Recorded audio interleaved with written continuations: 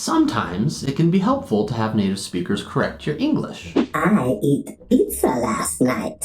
You mean you ate pizza last night? But, and this is a big but, there are some rules that you may know better than native speakers. Now, native speakers can be sensitive, so let's just keep this between you and me. I believe you mean you and I. Nope, you and me.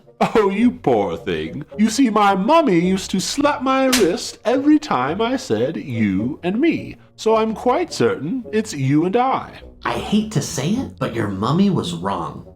Don't take it personally. You and I were misled as children. Aha! See? You just said you and I. You can't just change it like that. Why not? Can I hold this adorable baby? You can. So you would agree this adorable baby is being held by me. Yes, of course. So then we can switch it. I just referred to myself as I in the first sentence and me in the second sentence. Well, of course you did. In the first sentence, you were the subject. I. In the second sentence, you were the object. Me. Exactly.